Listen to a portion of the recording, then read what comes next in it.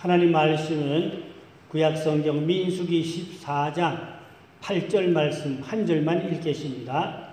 구약성경 217쪽에 있습니다. 여호와께서 우리를 기뻐하시면 우리를 그 땅으로 인도하여 드리고 그 땅을 우리에게 주시리라. 이는 과연 젖과 꿀이 흐르는 땅이니라. 아멘. 오늘은 젖과 꿀이 흐르는 가나안 땅 우리가 정복하고 들어가야 되지요.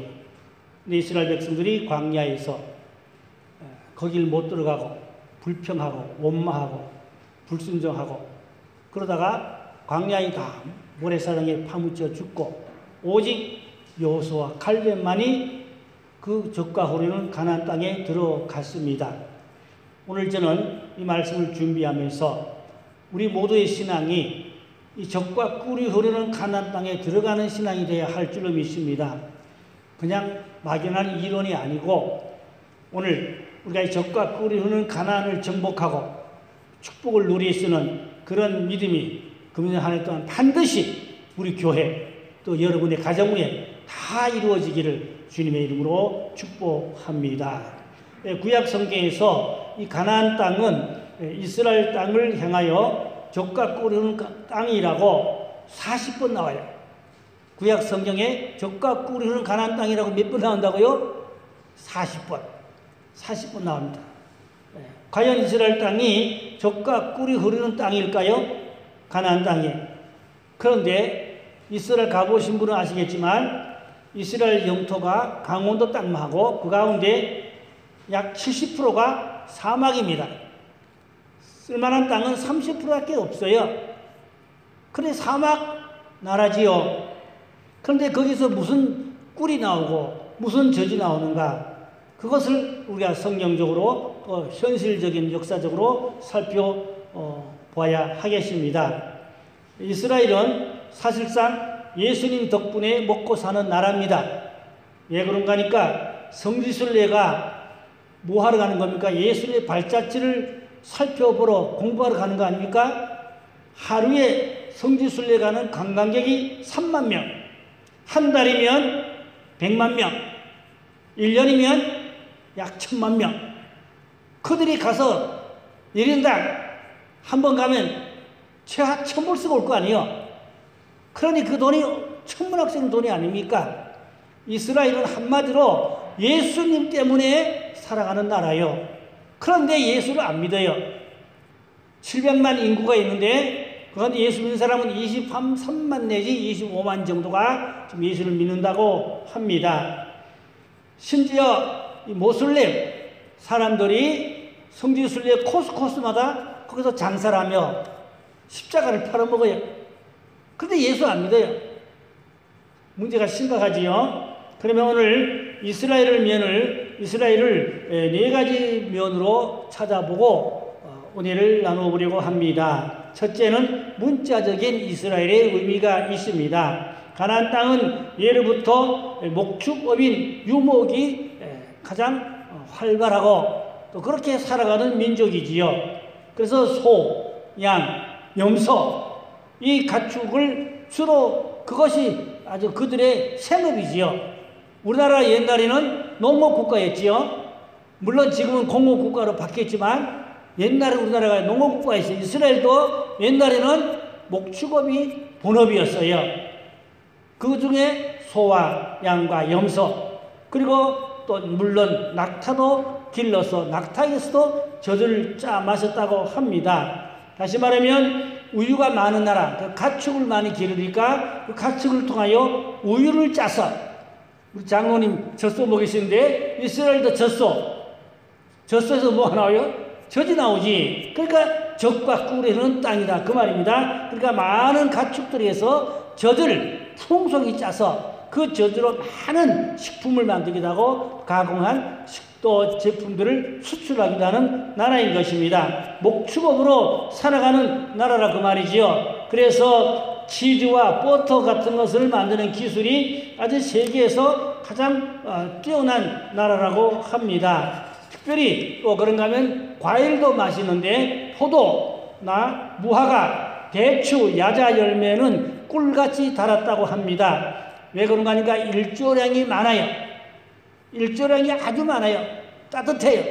그러니까 과일이 아주 꿀맛같이 달다 그 말입니다. 그래서 오늘 젖과 꿀이 흐르는 가나안인데 이 꿀이라는 것은 양봉에서 나오는 꿀이 아니고 과일이 꿀같이 달다 그런 의미인 것입니다. 그래서 이스라엘은 젖은 가축에서 나오는 젖이고 꿀은 많은 과일들이 꿀같이 맛있다 이 말이죠. 그래서 거기서 나온 말이 꿀이라 그 말입니다. 그걸 우리가 이해를 하시는데 그것을 성경적으로 성경에 다 있어요.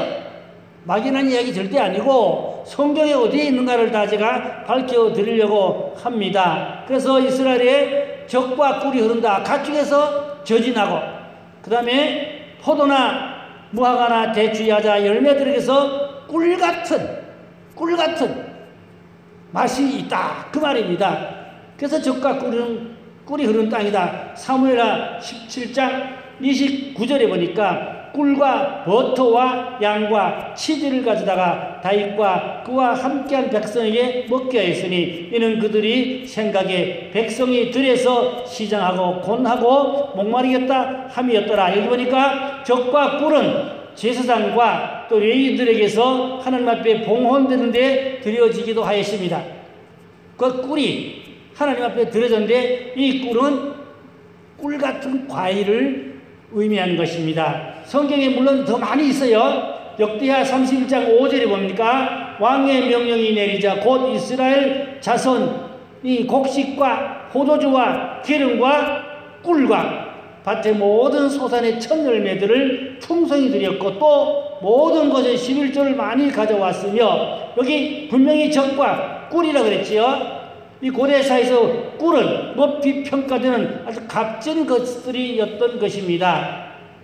또 광야에서 이스라엘 백성에게 하나님께서 양식으로 주신 만나가 어떻다고 그랬어요? 꿀 섞은 과자맛 같다고 표현했습니다.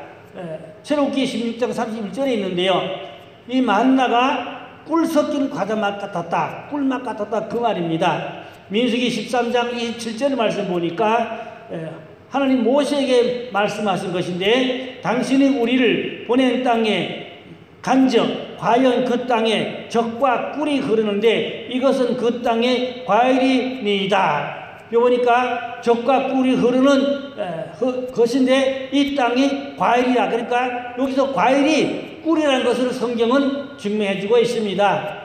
젖과 꿀은 과일이 꿀맛이라는 것을 분명히 민수기 13장 27절에서 말씀해 주셨어요. 그래서 여호수아와 갈렙은 그 땅은 젖과 꿀이 흐르는 땅이라고 그렇게 보고했는데 민수기 14장 8절 말씀에 가보니까 여호와께서 우리를 기뻐하시면 우리를 그 땅으로 인도하여 들이시고 그 땅을 우리에게 주시리라. 이는 과연 젖과 꿀이 흐르는 땅이니라.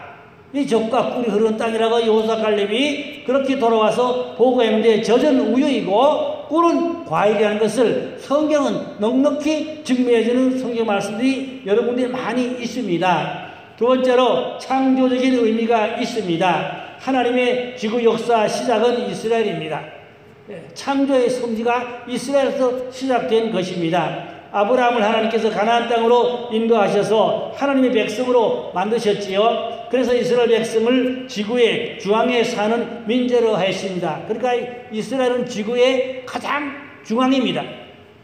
사람으로 말하면 배꼽 같은 곳이 지구의 중앙, 가장 거기가 이스라엘 중에도 예루살렘인 것입니다. 에스겔서 38장 12절 하반절에 보니까 세상 중앙에 거주하는 백성을 치고자 할 때에 이스라엘이거든요. 세상 중앙, 거기 어디라고요? 이스라엘과 예루살렘을 의미하고 있습니다. 그래서 이스라엘 백성들도 말하고 있는데요.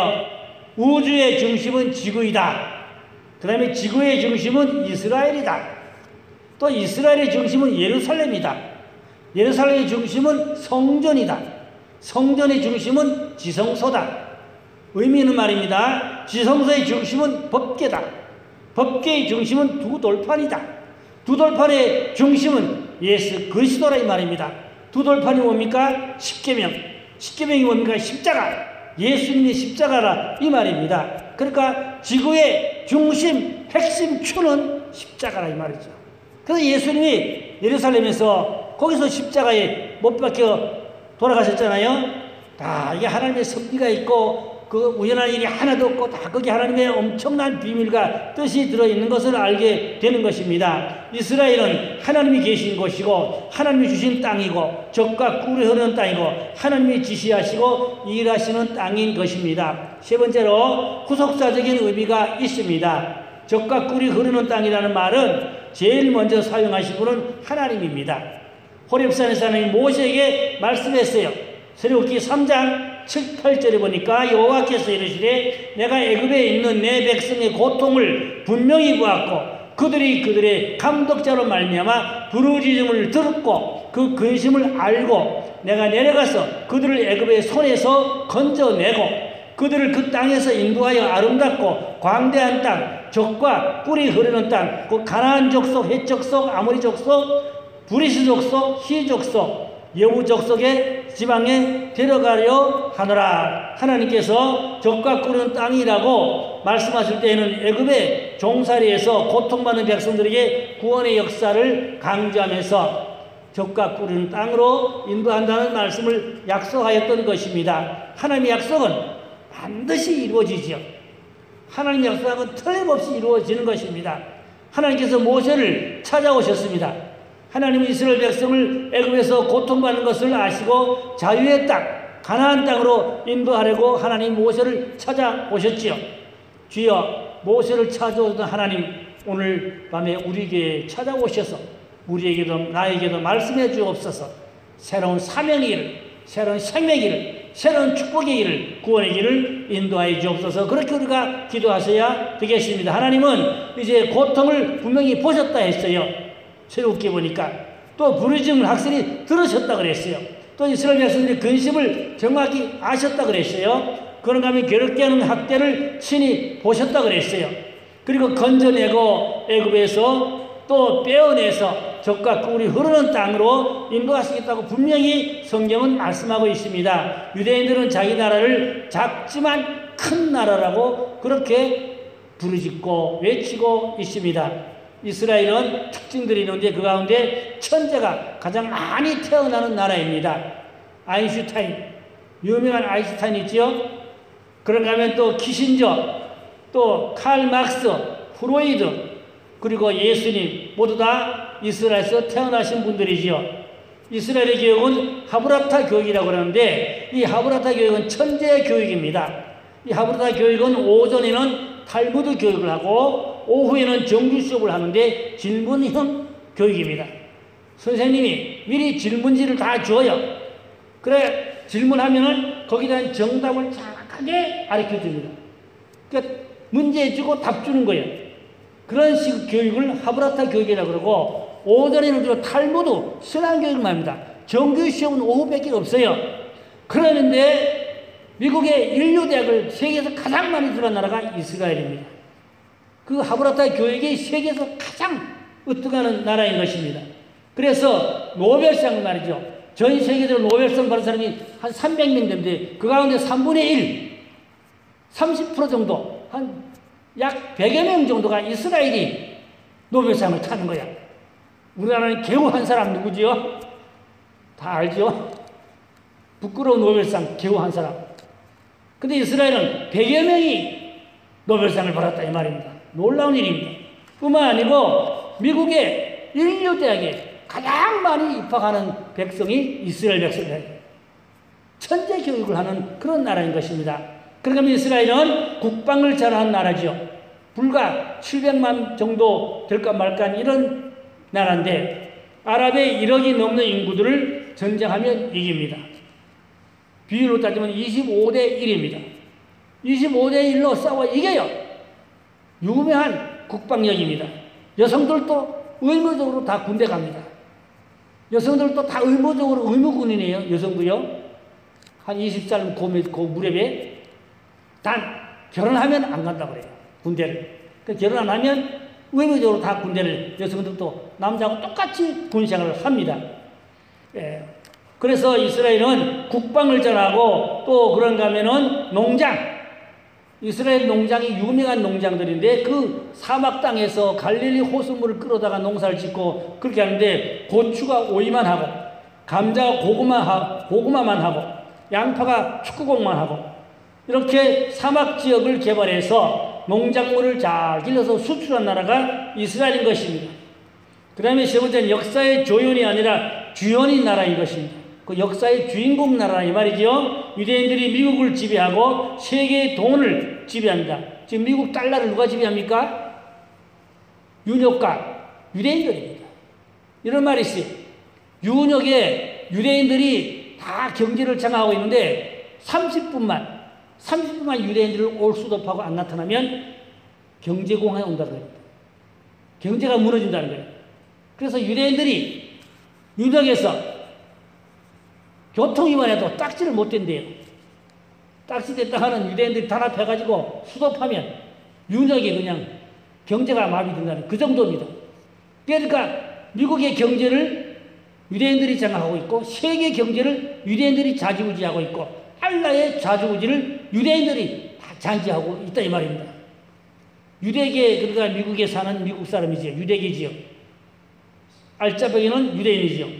이렇게 유대인들이 미국에서 실세를 그거 다 얘기하려면 한도 없습니다. 실세를 장악하고 있다 이 말입니다. 그 다음에 영적인 의미가 있습니다. 적과 꾸려온 땅이라는 말은 영적인 의미에서 또 해석을 해야 됩니다. 신명기 11장 10절 12절에 보니까 내가 들어가 차지하려는 땅은 내가 나온 애굽 땅과 같이 아니하니 거기서는 너희가 파정한 후에 발로 물대기를 채소밭에 댐과 같이 하였거니와 너희가 건너가서 차지할 땅은 산과 골짜기가 있어서 하늘에서 내리는 비를 흡수하는 땅이요 내 하나님 여호와께서 돌보아 주시는 땅이라 연초부터 연말까지 내 하나님 눈이 항상 그 위에 있느니라. 이 무슨 말인가 하면은 애굽에서는 농사할 때 발로 도랑물을 이렇게 치고 발로 물을 댔다 이 말입니다. 애굽에서는 발로 물을 대니까 그게 얼마나 힘들고 불편하고 그 넓은 농장에 물을 제대로 충분히 댈 수 있겠어요? 그러나 가나안에서는 어떠한다고요? 아니 그게 아니고 하나님이 때를 따라 하늘로부터 알맞은 비를 골고루 전 국토에 주셔서 흉년이 없는 나라. 해마다 무조건 풍년이야. 해마다 무조건 풍년, 마타는 풍년이. 왜요? 발로 물대기는 피곤하고 힘들고 그게 부분적이지만 하늘에서 골고루 이른 비와 늦은 비를 골고루 부어주시니까 그냥 풍년이지요. 씨 뿌릴 때도 씨 뿌리는 풍년 비를 주시고 추수를 할 때는 열매는 또 비를 주시고 그 말입니다. 그런데 고라 당들이 모세와 아론에게 반역을 일으킬 때 한 말입니다. 민수기 16장 13절 14절에 보니까 네가 우리를 적과 꾸리는 땅에서 이끌어내어 광야에서 죽이려 함이 어찌 작은 일이기에 오히려 스스로 우리 위에 왕이 되려 하느냐. 이뿐 아니라 네가 우리를 여기 잘 봐요. 적과 꿀이 흐르는 땅으로 인도하여 들이지도 아니하고 밭도 포도원 우리에게 기업으로 주지 아니하니 네가 이 사람들의 눈을 때리느냐. 올라가지 아니하겠노라. 이 말은 고라의 무리들이 모세를 향하여 원망합니다. 불패합니다. 뭐라고요? 적과 꿀이 흐르는 땅으로 우리를 인도하지 아니하고 우리의 눈을 뽑으려고 그랬느냐. 이게 불평불만하니까 하나님이 노여워서 쳤지요. 이들은 그 강야에 다 죽고 가나안에 절대 못 들어가지요. 이 고라의 무리들이 적과 꿀이 흐르는 가나안 땅을 여기서 또 증명했습니다. 애굽 땅은 발로 물대기, 인간의 노력이죠. 발로 물대는 인간의 노력입니다. 인간의 노력은 한계가 있어요. 그러나 하늘로부터 내리는 비는 무진자입니다. 골고루 풍족한 주시는 축복의 비지요. 그러니까 풍년이 들 수밖에 없는 나라지요. 신명기 11장 13절로 15절에 보니까 내가 오늘 너에게 명하는 내 명령을 너희가 만일 청종하고 너희 하나님 여호와를 사랑하여 마음을 다하고 뜻을 다하여 섬기면 여호와께서 너희의 땅에 이른 비와 늦은 비를 적당한 때에 내리시리니 너희가 곡식과 포도주와 기름을 얻을 것이요 또 가축을 위하여 들에 풀이 나게 하시리니 내가 먹고 배부를 것이라. 분명히 말씀했지요. 하나님께서 이른 비를 주시고 늦은 비를 주시고 들에 풀이 잘 자라서 가축들이 목축이 잘 되게 하시고 농작물의 농사가 잘 되게 하시고 이스라엘 농사와 가축은 100% 하나님께 딸렸어요. 인간의 노력과 수고가 중요한 게 아니고 하나님이 은혜의 담입니다. 축복의 담입니다. 오늘 우리가 인간의 물론 노력도 수고도 해고 중요하지만 더 중요한 게 뭐예요? 하나님이 은혜 주셔야 됩니다. 아멘. 풍년도 하나님 주셔야 되고요. 건강도 하나님 주셔야 되고요. 우리 사업도 하나님이 축복해 주셔야 되고요. 하나님이 주시는 축복과 은혜를 입어야 됩니다. 이게 적과 꿀은 가나안의 기름 부음입니다. 제가 오늘 가나안에 대한 기름 부음의 설교를 따로 하진 않지만 적과 꿀이 흐르는 가나안의 기업을 기름 부음 받자. 아멘. 저는 새벽마다 교회 오면 날마다 그 기도해요. 주여 우리 메리께 적과 꿀이 흐르는 가나안의 기름 부음을 주옵소서. 하나님이 기름 부음이면 그 안에 풍성합니다. 모든 것이 부족함이 없습니다. 그래서 시편 126편 5절 6절에 보니까 눈물을 흘리며 씨를 뿌리는 자는 기쁨으로 거두리로다. 울며 씨를 뿌리러 나가는 자는 반드시 기쁨으로 곡식단을 가지고 돌아오리로다. 여기서 적과 꿀이 흐르는 가나안 땅이란 하나님이 주도권을 가지고 계시는 땅이라는 의미가 있습니다. 하나님이 주시는 주도권으로 살아가는 거예요. 그러니까 하나님만 바라보고 사는 거야. 하나님이 주인공이에요. 그래서 제가 이 설교 준비하면서 찬송이 한 곡이 생각나더라고요. 내일 일은 난 몰라요. 하루하루 살아요. 불행이나 요행함도 내 뜻대로 못해요. 험한 이 길 가고 가도 끝은 없고 권해요. 주님 예수 팔레미사 내 손 잡아주소서. 내일 일은 난 몰라요. 장래일도 몰라요. 아버지여 날 붙드사 평탄한 길 주옵소서. 아멘. 결론적으로 모세는 이렇게 말하고 있습니다. 신명기 11장 12절 말씀에 내 하나님 여호와께서 돌보아 주시는 땅이라.